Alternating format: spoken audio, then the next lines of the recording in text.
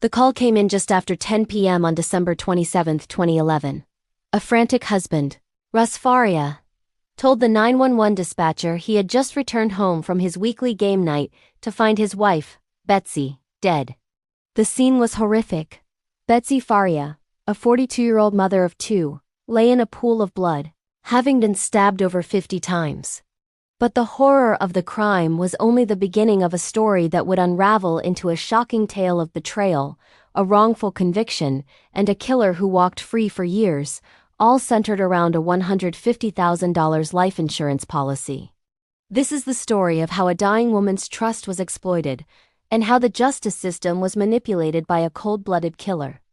Remember to comment, like, share, and subscribe so you don't miss future episodes of the Calendar of Crime. Also coming soon to Substack.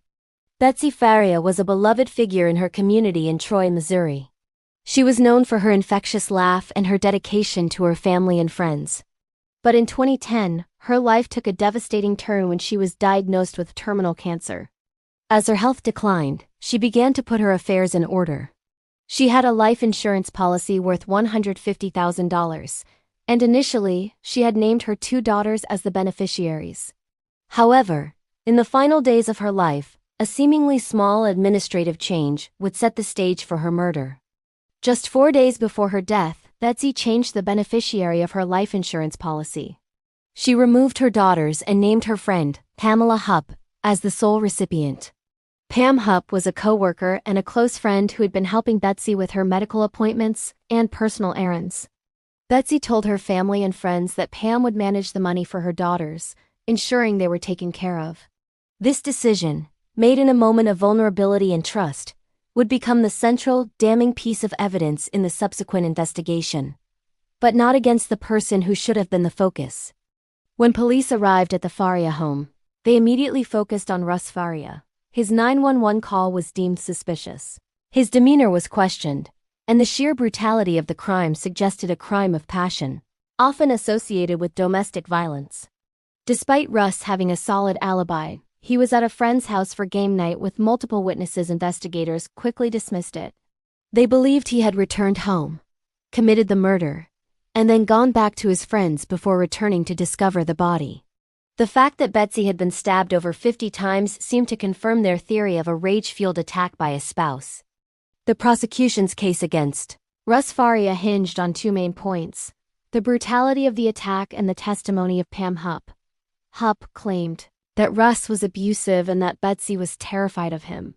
She painted a picture of a troubled marriage, even though friends and family of the couple largely disputed this.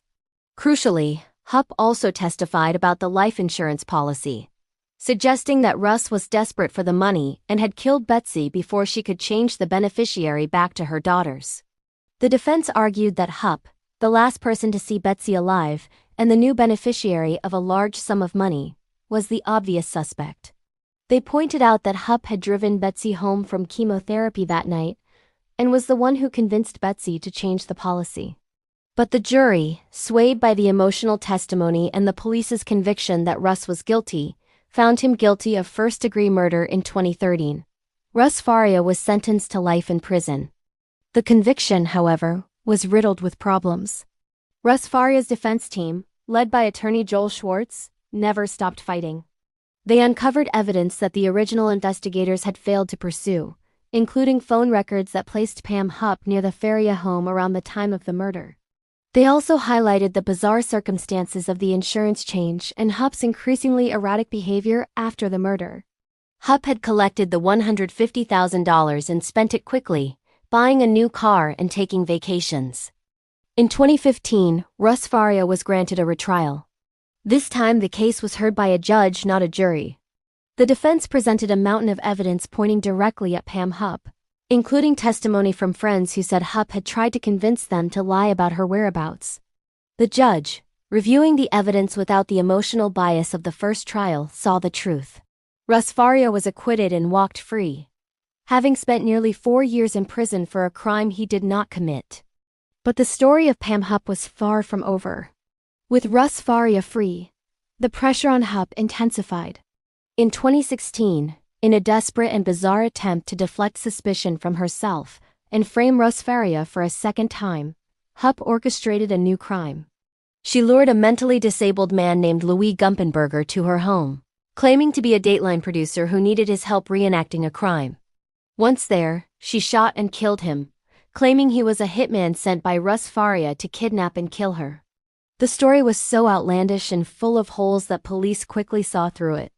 Hupp was arrested and eventually pleaded guilty to Gumpenberger's murder, receiving a life sentence without the possibility of parole. While serving her sentence for the murder of Louis Gumpenberger, the investigation into Betsy Faria's death was reopened. The new prosecutor, recognizing the gross miscarriage of justice, focused on the evidence that had been ignored for years. In July 2021, Pam Hupp was formally charged with first-degree murder and armed criminal action in the death of Betsy Faria. The charges allege that Hupp, motivated by the life insurance money, stabbed her friend to death and then meticulously framed Russ Faria, a plan that nearly succeeded. The case of Betsy Faria is a chilling reminder of how easily a killer can hide in plain sight, and how a rush to judgment can destroy an innocent life. It took years of tireless work by defense attorneys and a determined prosecutor to finally bring the true killer to justice. The story of Betsy Faria is a testament to the enduring fight for truth, and a warning about the dangers of misplaced trust.